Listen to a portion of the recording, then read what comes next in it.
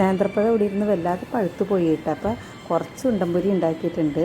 അതിനായിട്ട് ഞാനിവിടെ 2 നേന്ത്രപ്പഴമാണ് എടുത്തിരിക്കുന്നത്. അത് തൊലി കളഞ്ഞ് ചെറുതാക്കി അരിഞ്ഞ് മിക്സിയിലിട്ടിരിക്കുകയാണ്. അതിൻ്റെ കൂട്ടത്തിൽ ഞാൻ 2 ടേബിൾ സ്പൂൺ ശർക്കരപ്പൊടി എടുത്തിട്ടുണ്ട്. ഒരു ചെറിയ സ്പൂൺ ഏലക്ക പൗഡറും കൂടി ചേർത്തിട്ടുണ്ട്. നന്നായിട്ട് മിക്സിയിലടിച്ച് ഒരു പാത്രത്തിലേക്ക് മാറ്റി.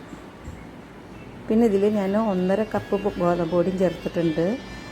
പിന്നെ ഒരു അരമുറി നാളികേരം ചിരണ്ടിയതും കുറച്ച് എള്ളും കൂടി ചേർത്ത്, പിന്നെ ഒരു കുറച്ച് ഫ്രൂട്ട് സോൾട്ട് ചേർത്ത് വിട്ടാൽ, അല്ലെങ്കിൽ നമുക്ക് സോഡാപ്പൊടി ചേർത്താലും മതി. ഒന്നും ചേർത്തില്ലെങ്കിൽ ഇത് സോഫ്റ്റ് തന്നെ ആയിരിക്കും. പിന്നെ ഞാനിതിൽ നിന്ന് കുറച്ച് എടുത്ത് ചെറിയ ബോളാക്കിയിട്ട് നല്ല വെളിച്ചെണ്ണയിൽ വറുത്ത് കോരി, അത് അധികം വെള്ളം ഒഴിക്കാത്തതുകൊണ്ട് നല്ല എളുപ്പത്തിൽ ബോളാക്കി എടുക്കാൻ പറ്റി.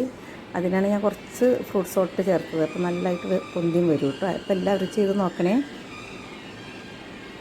ഇതധികം എണ്ണ കുടിക്കില്ല, അപ്പോൾ എല്ലാവർക്കും കഴിക്കാനും നല്ലതാണ്.